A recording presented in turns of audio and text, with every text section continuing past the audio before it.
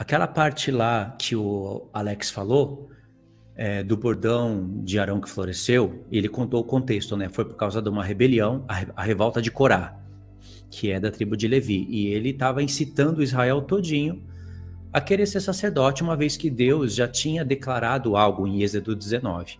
Ele falou assim: vocês têm visto como eu tirei vocês do Egito e trouxe com asas de águia até mim. Então, se vocês agora ouvirem a minha voz, que seriam os 10 mandamentos falados pela própria boca do Senhor, Deus falou: todos vocês me serão um reino sacerdotal. Só que tem um detalhe aí que Deus explica em outros capítulos. Na verdade, não seriam todos os filhos de Israel que seriam sacerdotes. Vocês vão ver pelos textos que Deus, sim, queria que todas as tribos fossem um reino de sacerdotes, mas ele iria escolher os primogênitos. Exato. Não seriam todos, né? Esse é um detalhe que muda tudo. Fica a sensação assim no início que é mais por sorte, né? Quem nascer primogênito então é sacerdote, e quem não nascer primogênito não é. Seria assim. No início seria assim. Deus estaria trabalhando com tipologias, com sangue de animais, com tabernáculos. Mas Deus estava deixando o testemunho da vontade dele. Ele queria que os primogênitos fossem. Seria a vontade primária dele. Não aconteceu assim. Deus teve que reduzir para uma só tribo, porque logo depois que Moisés subiu, eles pecaram, né? Eles adoraram o bezerro de ouro. Eles quebraram a aliança. Por isso que Moisés, se eles tivessem escutado a voz do Senhor e obedecido, Moisés jamais teria descido do monte com tábuas da lei. Porque a lei não teria ido parar em tábuas de pedra, teria parado no coração. E assim os primogênitos de todas as tribos seriam o reino dos sacerdotes. E eles iriam alcançar as nações. Esse projeto foi pausado e ele vai ser colocado dessa maneira, nesse modelo, no templo de Ezequiel. Igualzinho. Só que Deus fez algo superior em cima desse projeto. Então ele reduziu o plano. Moisés propôs o arrependimento para todas as tribos, mas elas não se arrependeram. Só Levi que voltou. Então Deus escolheu os levitas para cuidar do ministério do tabernáculo e Arão, a linhagem de Arão, para ser sacerdote. Então Deus minimizou o plano, entendeu? E aí esse plano iria ser completo na igreja, no nosso tempo. O que aconteceu? Houve a revolta de Corá. Aí Deus fez aquele esquema com as varas. Pega 12 varas, escreve o nome de cada tribo em cada vara. Para Levi, escreve Arão. Ou para Arão, escreve Levi. E aí, colocou diante do testemunho, diante da arca, do trono do Senhor. E só a vara de Arão floresceu e brotou amêndoas. E Deus falou: coloca agora isso dentro da arca para servir de testemunho contra os rebeldes. Aí Deus estava falando: eu não propus o sacerdócio para todos? Vocês não obedeceram. Como é que agora vocês querem ser sacerdotes? Tanto é que Deus repreende todo o povo em Números 16 e 17. Houve peste no povo. Então a vara de Arão testemunhou isso. Esse testemunho é um testemunho negativo, porque agora não são todas as tribos que podem ser sacerdotes. Tem véu do testemunho, tem leis em tábuas de pedra, porque o testemunho está em conjunto. A lei era para parar nos corações, foi parar em tábuas de pedra. Deus queria que todas as tribos florescessem. Agora só a tribo de Levi para cuidar do ministério dos tabernáculos e Arão, a linhagem de Arão para ser sacerdote. Tem véu do testemunho. O véu simboliza a própria carne do Filho de Deus. O escritor de Hebreus fala isso. Agora tem separação. E esse modelo vai até Cristo. A vara de Arão floresceu dando um testemunho negativo lá no passado. As tábuas da lei, que se chama tábua do testemunho, e a vara também, que se chama vara do testemunho, é negativo. O véu se chama véu do testemunho, é negativo. Quando Jesus viesse, ele seria um sumo sacerdote de uma outra tribo, floresceria. Presta atenção, floresceria. Ele se torna uma árvore. E ele floresce brotando amêndoas. Presta atenção nessa imagem, uma menorá sai ali nele. No Apocalipse ele não é o cordeiro de 7 olhos e 7 chamas? O cordeiro, 7 chifres e 7 olhos. Os 7 olhos são os 7 espíritos de Deus, que são aquelas 7 chamas da menorá. Os 7 chifres do cordeiro, você está vendo a 7 menorá. Quando Jesus floresce, ele ressuscita a igreja. Então ele tira a lei das tábuas de pedra, coloca no coração do homem, floresce, ressuscitando a igreja, fazendo ela ser uma amendoeira. Ainda que não aconteceu a ressurreição literalmente dos santos, Jesus já é o primogênito, as primícias e o nosso exemplo de tudo, do que vai acontecer no futuro. Então, esse é o testemunho da vara de Arão que floresceu. Agora você sabe o porquê que ela floresceu, porquê que ela brotou amêndoas, o testemunho negativo e o testemunho positivo que Jesus fez por nós. Agora, essa questão da vara.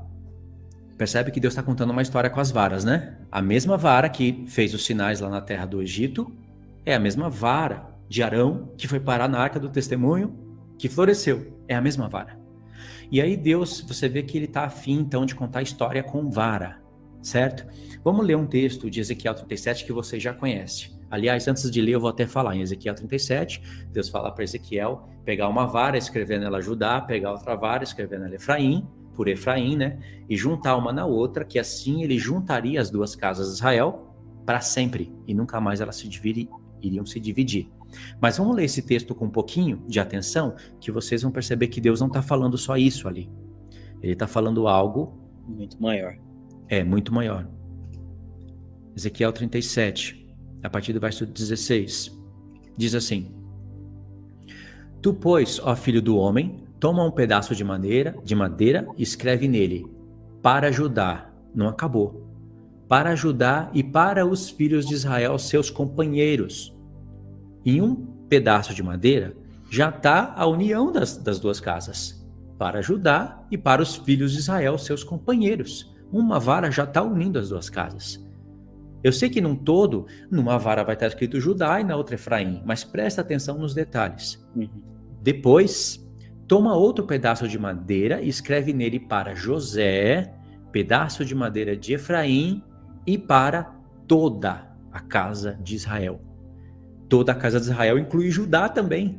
Nessa outra vara está falando da união também. Deus está confirmando um testemunho duplicado. E cada vara já fala da união das duas casas e une uma na outra. Por que Deus não falou assim?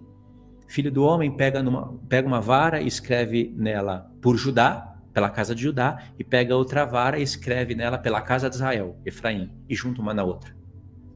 Ele detalhou, pega numa vara, escreve Judá, pelos filhos de Israel e seus companheiros, e na outra, vara de José, Efraim, e para toda a casa de Israel. Verso 17. Junta-os uma na outra, faze deles um só pedaço, para que se torne apenas um na tua mão. Quando te falarem os filhos do teu povo, dizendo, não nos revelarás o que significam essas coisas? Tu lhes dirá, assim diz o Senhor Deus, eis que eu tomarei o pedaço de madeira de José, que esteve na mão de Efraim, e das tribos de Israel, suas companheiras, e ajuntarei ao pedaço de Judá, e farei deles um só pedaço, e se tornarão apenas um na minha mão.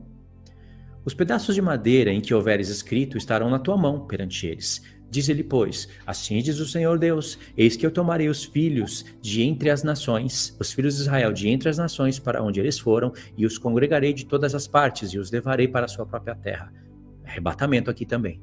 Farei deles uma só nação na terra, nos montes de Israel, e um só rei será rei sobre eles. Nunca mais serão duas nações, nunca mais para o futuro se dividirão em dois reinos, nunca mais se contaminarão com seus ídolos, nem com as suas abominações, nem com qualquer das suas transgressões. Livrá-los-ei de todas as suas apostasias em que pecaram, e os purificarei. Assim, eles serão o meu povo, e eu serei o seu Deus. Frase lá do Apocalipse 21. O meu servo Davi reinará sobre eles. Todos eles terão um só pastor, andarão nos meus juízos, guardarão os meus estatutos e os observarão.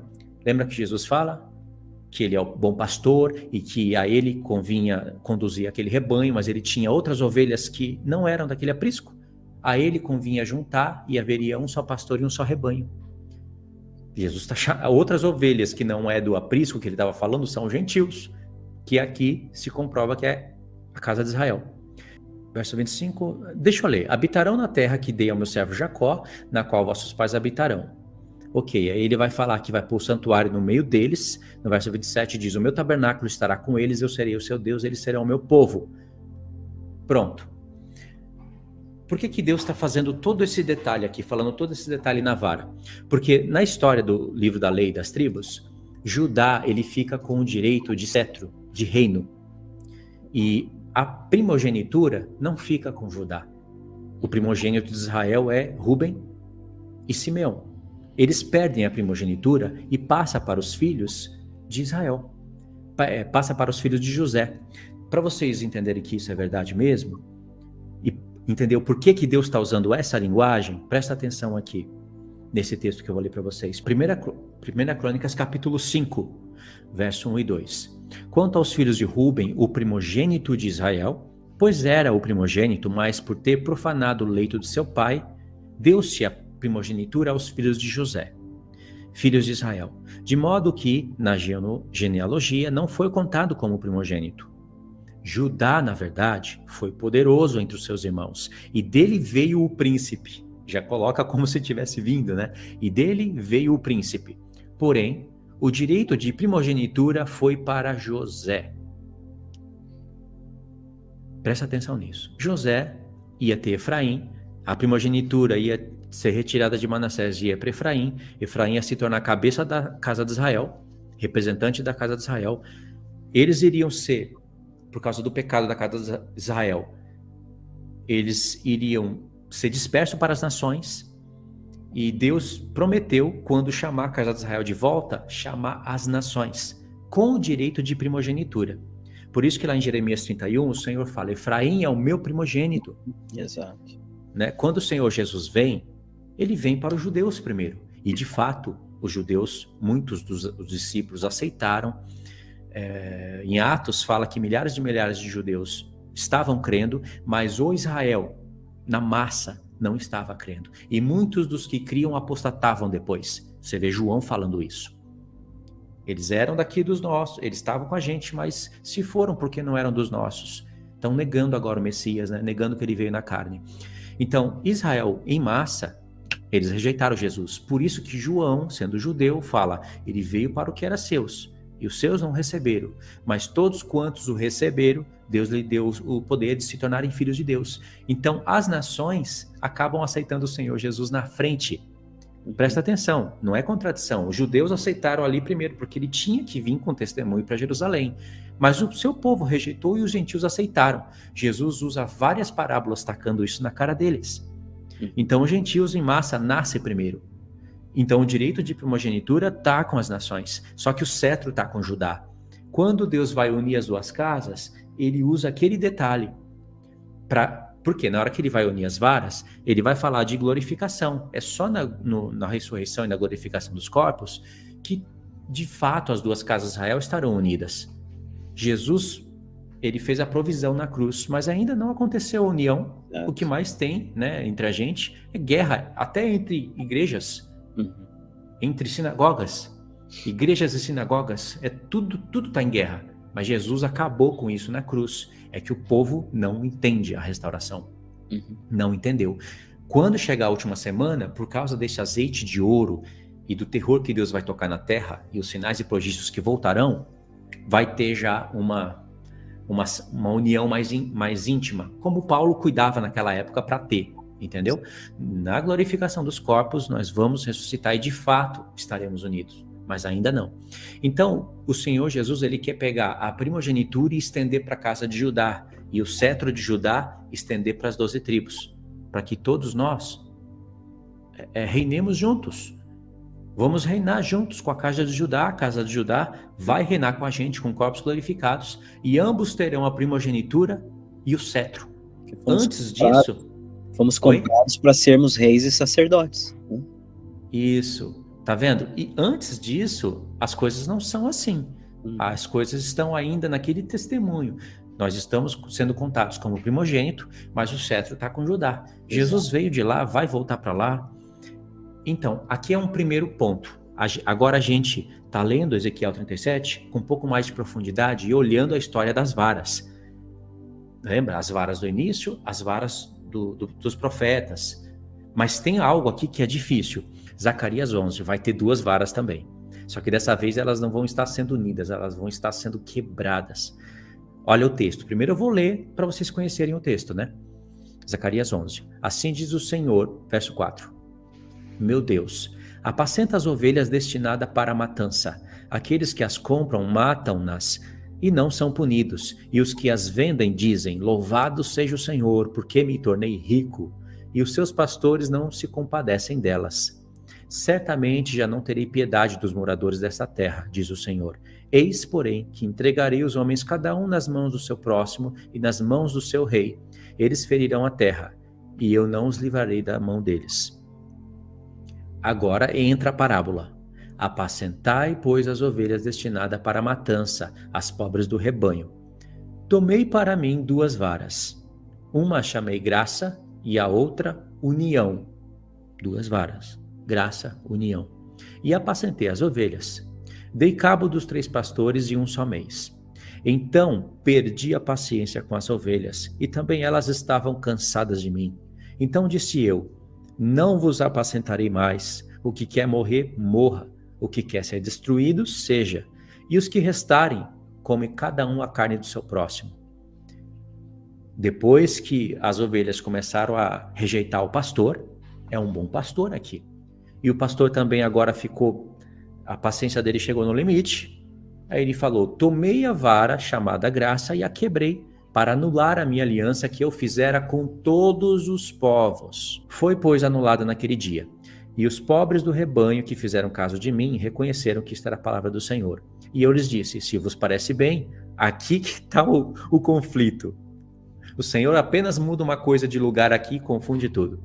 E eu lhes disse, se vos parece bem, dai-me o meu salário, e se não, deixai-o. Pesaram, pois, por meu salário 30 moedas de prata. Então o Senhor me disse, arroja isso ao oleiro, esse magnífico preço que foi avaliado por eles.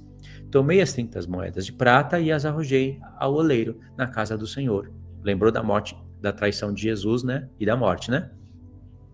Então quebrei a segunda vara, chamada união, para romper a irmandade entre Judá e Israel.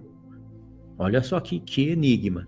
Verso 15, o Senhor me disse, toma ainda os petrechos de um pastor insensato, pois eis que eu suscitarei um pastor na terra, o qual não cuidará das que estão perecendo, não buscará a desgarrada, não curará a que foi ferida, nem apacentará a sã, mas comerá a carne das gordas e lhes arrancará até as unhas. Ai do pastor inútil. Pronto, aqui você tem 2 pastores, um é rejeitado, e aí então esse pastor rejeitado vai suscitar um pastor mau na terra, que é o anticristo. Então aqui você tem uma linha do tempo dentro desse capítulo e você tem a história com 2 varas. O que aconteceu? As ovelhas não queriam mais obedecer esse pastor foi e ficou cansado delas e falou, então, vocês não querem me obedecer? Morram e se matem. Aí Deus pegou a vara chamada graça e quebrou. E ele diz que desfez a aliança que ele tinha feito com todos os povos. A gente tem que entender qual tempo que é esse. E aí depois vem a traição, vem o valor que o povo paga para esse pastor, que lembra claramente a traição do Senhor Jesus. Então, a gente é tentado a pegar isso e querer olhar tudo lá no tempo de Jesus e a conta não vai fechar. E depois disso, que ele é traído, né? Que ele é humilhado com esse salário, ele pega a segunda vara e quebra. A segunda vara é a união das 2 casas. Ele quebra. Agora pensa bem, entre uma vara e outra, tem um texto que aponta para o sacrifício de Jesus. O Senhor está falando algo aqui em uma linha do tempo, em uma sequência, mas não pode ser interpretado tudo na sequência. É de maneira atemporal isso daqui. É como Daniel 7, por exemplo, vai chegar, tem uma certa sequência, uma certa coerência, mas chega um momento que Deus troca as peças ali. Ele faz isso de propósito. Porque pensa bem, entre uma vara e outra tem o sacrifício de Jesus. Então a aliança quebrada com todos os povos, quando que o Senhor fez isso? Quando? Ele está querendo que a gente busque na palavra dele quando que ele fez uma aliança com todos os povos, antes da vinda de Jesus. Aí ele quebra, Jesus vem, é traído, aí ele vai e quebra a irmandade entre Judá e Efraim. A união que havia entre eles, ele quebra. Vocês acham que isso é mesmo depois da cruz de Cristo? Ainda que o texto que falou do sacrifício de Jesus, está ali no meio, você acha que depois que Jesus veio, ele vai quebrar a união de Judá e Efraim? Primeiro que quando ele... Né? Ele veio para unir. Ele veio para unir. Sim. Primeiro que quando ele veio, não estava ninguém unido. Não tinha união. E ele veio para unir. E mesmo assim, não estamos unidos. Aí você pode dizer, então, quer dizer que ele quebrou. Como que ele vai quebrar algo que ele veio para unir? Paulo Depois fala da cruz... em Efésios 3 que ele uniu, né? Isso. Ele uniu. Então, realmente, Deus colocou a gente aqui num labirinto. É complexo. O que acontece aqui é que Deus quer recapitular a história para profetizar para a gente o tempo da grande tribulação, para deixar bem claro o que ele fez no passado, no presente aqui da profecia, e o que ele fará no futuro. Quando ele acaba o assunto, em Zacarias 11, ele quer retratar a grande tribulação dentro de Zacarias 12, 13 e 14. Então, o que a profecia está falando? O único momento onde Deus fez aliança com todos os povos é no tempo de Salomão. Exato. Né? Havia paz entre Jerusalém. Quer dizer, em Jerusalém reinava plena paz. Se há paz em Jerusalém, há paz no mundo, percebeu? Se não tem paz em Jerusalém, o mundo todo não tem paz. Por isso que Deus quer estabelecer a paz. Por isso que Deus fala, orai pela paz em Jerusalém. Não é para você orar, fala para ela, consuma essa grande Babilônia, Senhor. Porque Jerusalém não é grande Babilônia. Uhum. Loucos que estão falando isso no YouTube, loucos. Jerusalém é o lugar que o Senhor escolheu. Ele vai de lá reinar e vai pôr paz lá para ter paz no mundo. No tempo de Salomão, havia paz em Jerusalém e pode ver, havia paz em todo o mundo. Deus colocou todos os inimigos debaixo dos pés de Davi, como Salomão falou lá em 1 Reis 5. E o reino de Salomão, Shalom, reino de justiça, reino de paz. E durante o tempo que Salomão obedecia, havia paz no mundo inteiro. Quando Salomão pecou... 1 Reis 4 diz que havia paz e segurança nos dias de Salomão. É, aquele texto, né, que você falou, né, que é uma réplica para o milênio, né? Então, havia paz e segurança, e é a única vez no momento no mundo, a única ocasião no mundo, desde quando um homem pisou nessa terra, desde quando o homem foi criado, que houve paz e segurança no mundo. E que a vontade de Deus foi estabelecida, porque Deus falou que escolheu Davi, um homem segundo o coração dele, que faria toda a vontade dele. Davi uniu as duas casas, recebeu a planta e a organização da casa, as novas leis dos turnos sacerdotais e passou para Salomão, e Salomão praticou durante um período. Então Deus, quando Salomão pecou, ele dividiu as duas casas. E aí as duas casas começaram a cair. Deus chama as duas de adúltera, levanta profeta e levanta profeta para repreender eles, e eles não ouvem. É aí que se cumpre o que foi dito ali, ó, me cansei das ovelhas. Elas também se cansaram de mim. Então ele quebra e desfaz a aliança que ele tinha feito com todos os povos. Aí a primeira coisa que acontece, inimigos contra Salomão, inimigos contra Jerusalém, inimigos contra inimigos, agora é um querendo pegar o reino do outro. As nações não vão mais para Jerusalém ouvir a sabedoria de Salomão. E aí, o que acontece? O reino de 12 tribos fica em duas, tá vendo? Como quebrou o reino no meio. Então ele quebrou uma vara, que é a vara da graça, com os povos, e depois ele quebrou a união entre Efraim e Judá. E por que o símbolo ali, o texto que nos fala do sacrifício de Jesus, está bem ali no meio entre uma coisa e outra? Porque Jesus seria o centro ali que iria resgatar tudo. Ele que levantaria Ezequiel para profetizar a união das duas casas. Se as duas casas vão se unir e vão para Jerusalém, vai ter paz no mundo. Porque essa é uma história que está ampla, mas quem resolve essa questão é Jesus. Isso, por isso que deu um sinal ali para a gente, do Senhor Jesus. Exato. Não para a gente interpretar tudo em uma linha, porque a história não fecha, jamais vai fechar se você querer olhar depois da cruz uma vara de Efraim e Judá sendo quebrado. Não fecha a história, entendeu? Então, essa história, dentro de Ezequiel 37, tem duas varas, Zacarias 11 tem duas varas, e as duas falam de Efraim e Judá, só que um está dando testemunho diferente da outra. As duas profecias se completam. E um texto que está entre um e outro é Oséias, capítulo 6.